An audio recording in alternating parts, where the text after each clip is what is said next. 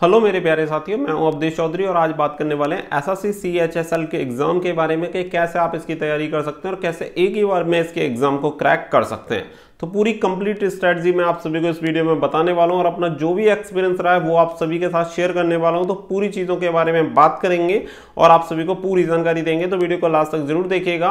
और वीडियो अच्छी लगे तो वीडियो को लाइक शेयर करके चैनल को सब्सक्राइब कर लेना और बेल आइकन पर प्रेस कर लेना ताकि इन फ्यूचर आने वाली हर एक अपडेट रेगुलर आप सभी को सबसे पहले मिलती रहे। तो देखिए, सबसे पहले मैं स्टार्ट कर लेता हूं आपके सिलेबस से। तो आप सभी को बताइए कि टोटल 4 सेक्शन में आपका जो एग्जाम पैटर्न होता है वो डिवाइड होता है। 2 टायर आपके होते हैं, first tier and second tier, और थर्ड टायर में जो आपका होता है वो skill test and typing test जो होता है वो करवाया जाता है। तो सिलेबस की अगर मैं बात करूं तो जो टायर 1 होता है 4 सेक्शन होते हैं। पहला सेक्शन की अगर मैं बात करूं तो एक सेक्शन आपका जीके हो जाएगा, एक आपका मैथ हो जाएगा और एक आपका रीजनिंग हो जाएगा एंड लास्ट आपका इंग्लिश हो जाएगा। तो ये 4 सेक्शन होते हैं सभी के लिए। टोटल 25 क्वेश्चन होते हैं, यानी टोटल क्वेश्चंस की संख्या होती है 100 और हर एक क्वेश्चन के लिए 2 नंबर आपको दिए जाते हैं। तो 200 नंबर का आपका यहाँ पे पेपर होता है। 1/4 की नेगेटिव मार्किंग होती है। तो ये आपका टायर 1 होता है। जो सेकंड टायर होता है टायर 2 वो आपका डिस्क्रिप्टिव करवाया जाता है और उसके बाद आपका टाइपिंग टेस्ट होता है। तो ये है आपका कंप्लीट सिलेक्शन प्रोसेस। अब देखिए, मैं यहाँ पे बात करने वाला हूँ टायर 1 के बारे में कि आपको टायर 1 का एग्जाम कैसे आप क्रैक कर सकते हैं और कैसे बढ़िया स्कोर कर सकते हैं। तो सबसे पहले मैं वहीं से शुरू करूंगा कि आपको शुरुआत कहां से करनी है। तो देखिए, शुरुआत के लिए मैं आप सभी को बता दूं, अगर आपने पहले इसका एग्जाम दे रखा होगा तो डेफिनेटली आपको समझ में आ गया होगा कि आपकी शुरुआत कहां से होनी है। बट अगर आप फर्स्ट टाइम एग्जाम देने वाले हैं तो आप सभी को मैं क्लियर कर देता हूं कि आपकी जो शुरुआत होनी चाहिए वो प्रीवियस ईयर पेपर से ही शुरू होनी चाहिए, क्योंकि आपको उससे ये समझ में आएगा कि आपका सिलेबस एग्जाम पैटर्न क्या है। क्योंकि अगर आपने वो नहीं समझा तो फिर आप क्या है उसमें उलझ जाओगे और जो टॉपिक आपको नहीं पढ़ने उन टॉपिक में भी आप अपना टाइम वेस्ट करोगे। तो यहाँ पे सबसे ज्यादा जरूरी ये है कि आपको क्या नहीं पढ़ना है, क्योंकि मैक्सिमम टाइम हमारे साथ दिक्कत यही होती है कि हम सब कुछ पढ़ने लग जाते हैं, जबकि हमें सब कुछ पढ़ने की जरूरत नहीं होती।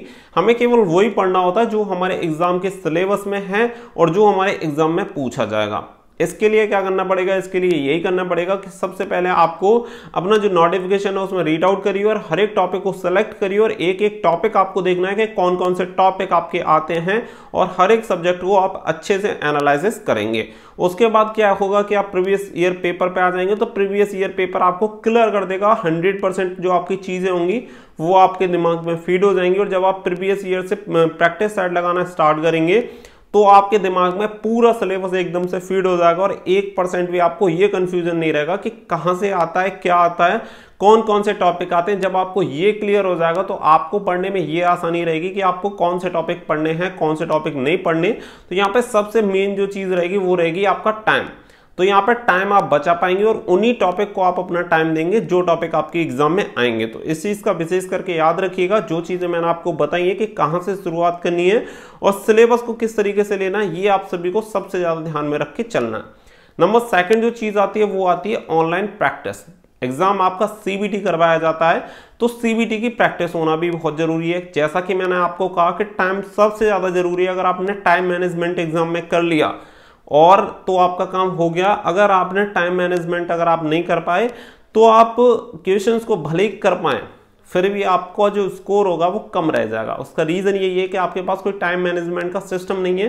तो उसके लिए सबसे ज्यादा जरूरी है आपकी ऑनलाइन प्रैक्टिस करना, क्योंकि सीबीटी एग्जाम होगा तो डेफिनेटली आप सभी को उसमें परिपूर्ण होना चाहिए, आपको वो सारी चीजें आनी चाहिए। क्योंकि अगर आप ऑफलाइन प्रैक्टिस करते हैं और वहां पे क्या करेंगे कि आप माउस कीबोर्ड ये सब घुमाते फिराते रहोगे और अपना टाइम वेस्ट करोगे। एक अच्छी टेस्ट सीरीज आपको परचेज कर लेनी है जो फिलहाल मार्केट में आपको अच्छी दिख रही हो। मैं कोई ये सजेस्ट नहीं करूंगा कि आपको यही करनी है, बट आपको ऐसी टेस्ट सीरीज सेलेक्ट करनी है जो आपको एग्जाम को क्रैक करने में हेल्प करे, ना कि केवल और केवल आपका स्कोर दिखाने में आपकी मदद करे। इस चीज का एक बार मैं खुद शिकार हो चुका हूं कि मैंने एक टेस्ट सीरीज को परचेज किया। जब मैं उसमें टेस्ट देता था तो उसके बाद मुझे लगता था कि मैं तो समझिए कि मतलब महाज्ञाता हो गया हूं और इंग्लिश में शायद 100 में से 100 मार्क्स लेके आ सकता हूँ 100%। मेरा कहने का मतलब है कि 50 मार्क्स आराम से आ जाएंगे, 48 आ जाएंगे, नहीं 47 तक तो आएंगे ही आएंगे।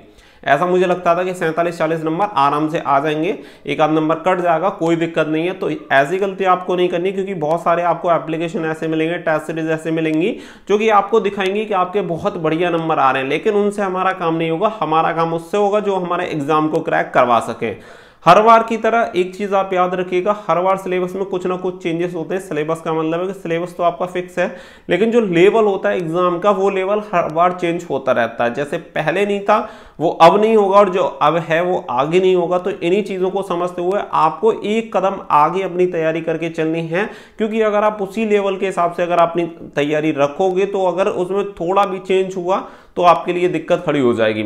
आप बहुत प्रीवियस ईयर के पेपर जाके देखिए, जब आपको खुद समझ में आ जाएगा कि उसमें जो मैथ का सेक्शन है अर्थमेटिक कैसी पूछी जाती थी। मैं उस टाइम की बात कर रहा हूं जब प्रश्नों की संख्या 200 हुआ करती थी, 50 टोटल क्वेश्चन आते थे मैथ के, हर एक सेक्शन में 50-50 पूछे जाते थे। उस टाइम की अर्थमेटिक ऐसी आती थी कि कोई भी बंदा बहुत ही आसानी से, जिसने नॉर्मली अर्थमेटिक पढ़ी है, वो आराम से 40-45 क्वेश्चन लगा देता था। लेकिन आज के टाइम में एडवांस को इतना ज्यादा भर दिया गया है कि हर बार अगर आप देखेंगे तो एडवांस का और अर्थमेटिक का जो वेटेज है लगभग इक्वल होने लग गया है। इसी की वजह से आपको अपनी जो तैयारी करनी होगी वो एक कदम आगे बढ़ के करनी होगी। अब ये चीज हो गई। इसके बाद जो सेकंड चीज आती है वो आती है आपकी बुक सिलेक्शन सबसे ज्यादा जरूरी होता है, क्योंकि अगर आपने एक सही बुक चूज करी तो डेफिनेटली आपके जो सिलेक्शन के चांसेस होते हैं वो ज्यादा हो जाते हैं। लेकिन होता क्या है कि आप चीप पब्लिकेशन की किसी की बुक परचेज कर लीजिए, उसमें दिक्कत क्या होती है कि बुक तो कोई भी बुक हो हमेशा आपको कुछ ना कुछ सिखाएगी, लेकिन दिक्कत होती है एरर की। क्योंकि अगर आप ऐसी बुक रीड आउट कर रहे हैं जिसमें एरर बहुत ज्यादा है, एरर सब में होते हैं। अब किसी में 10% एरर है, किसी में 1% एरर है, तो मैटर ये करता है कि वहां पे जो गुंजाइश रहेगी 1% गलती की रहेगी, और जहां पे 10% एरर है वहां पे जो गुंजाइश रहेगी वो 10% गलती की रहेगी। तो हमें एक ऐसे पब्लिकेशन को चूज करना है जिसमें कम से कम गलतियां हो, कम से कम एरर हो, जिससे कि एग्जाम टाइम में आपसे किसी भी तरीके से ऐसी कोई गलती ना हो। तो पब्लिकेशन के लिए मैं कोई आपको बुक ऐसी सजेस्ट नहीं करूंगा। हालांकि जो भी एसएससी की तैयारी करना है उन लोगों को मैक्सिमम पता है कि कौन कौन सी बुक है जो हमें लेनी है। जैसे कि देखिए वन लाइनर आपकी हो गई, घटना चक्र की हो गई, जीएस आपको लेनी है। आपके लिए बहुत जरूरी है। मैथ की बात करूं तो राकेश यादव सर की ले सकते हैं, किरण पब्लिकेशन की मैथ की ले सकते हैं, जिससे कि आपके प्रीवियस ईयर का भी कंप्लीट हो जाएगा और आपकी जो प्रैक्टिस है वो बेहतरीन तरीके से हो जाती है। अगर आप चांस, जैसे कि आपकी इंग्लिश की अगर मैं बात करूं तो वक्सी की आती है और नीतू मैम की आती है प्लिम्स टू पैरामाउंट, वो भी आप ले सकते हैं। और रीजनिंग की जो भी आपको ठीक बुक लगे वो आप ले सकते हैं। हालांकि मैं आपको ये नहीं कह रहा हूं कि आपको ये बुक लेनी है, जो बुक आपको बेस्ट लगती है वो बुक आपको लेनी है।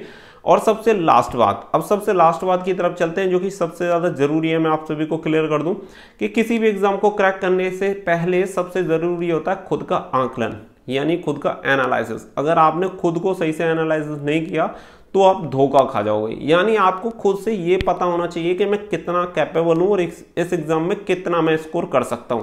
क्योंकि बहुत सारे लोग ऐसे होते हैं कि राम भरोसे चलते हैं, जब रिजल्ट आ जाएगा तब हम टाइपिंग टेस्ट की तैयारी करेंगे। वहां पे दिक्कत यही है कि उन्हें खुद का आंकलन वो नहीं कर सकते, उन्हें नहीं पता कि वो कितना स्कोर कर सकते हैं। और ये आपके लिए बहुत ज्यादा जरूरी है कि आपको खुद से पता होना चाहिए कि आप कितना स्कोर कर सकते हैं।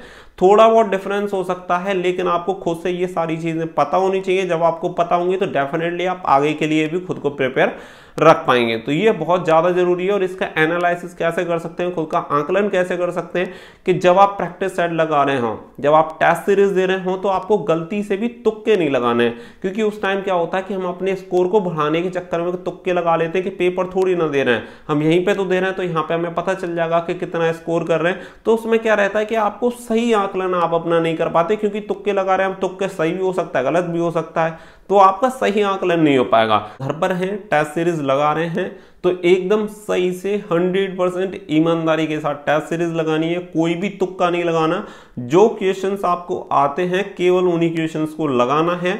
अगर आप ऐसे तुक्केबाजी लगाएंगे तो सब कुछ गड़बड़ हो जाएगा। और जब आप ईमानदारी से लगाएंगे तो खुद हर एक टॉपिक आपको पता चल पाएगा कि कौन सा टॉपिक मेरा वीक है, कौन सा स्ट्रांग है, कौन से टॉपिक पे मुझे काम करने की जरूरत है। उससे पूरा विश्लेषण आपका हो पाएगा, पूरा एनालिसिस और खुद का आंकलन हो पाएगा, और निश्चित रूप से आपको सक्सेस मिलेगी। तो देखिए ये मेरा खुद का एक्सपीरियंस है जो मैंने आप सभी के साथ शेयर किया। जैसा कि थंबनेल पे भी आपने देखा होगा, मैंने आप सभी को बताया इतने मार्क्स मेरे आए। वो बहुत पुरानी बातें हैं और चीज़ें बहुत बदल चुकी हैं, तो उससे ज़्यादा कोई फ़र्क नहीं पड़ता कि उस टाइम क्या था और प्रेजेंट में क्या है। तो मैं एट प्रेजेंट देखते हुए तैयारी करनी रहेगी कि फिलहाल में कैसे तैयारी करें कि एग्ज़ाम क्रैक हो। तो उसी चीज़ को लेके मैंने आप सभी को ये सारी चीज़ें बताई हैं, पुरानी चीज़ों को लेते हुए नहीं बताई, फिलहाल के प्रेजेंट टाइम को देखते हुए मैंने आप सभी को सारी चीज़ें बता दी हैं। आई होप आप सभी के लिए वीडियो काफ़ी फायदेमंद रहेगा और आपको काफ़ी हेल्प करेगा आपके एग्जाम को क्रैक करने में। वीडियो पसंद आया हो तो वीडियो को लाइक करिएगा, शेयर करिएगा और चैनल को सब्सक्राइब करके बेल आइकन पर प्रेस कर लेना, ताकि इन फ्यूचर आने वाली हर एक इन्फॉर्मेशन आप सभी को रेगुलर मिलती रहे। तो मिलते हैं अगली वीडियो में। So thank you for watching. जय हिंद, जय भारत।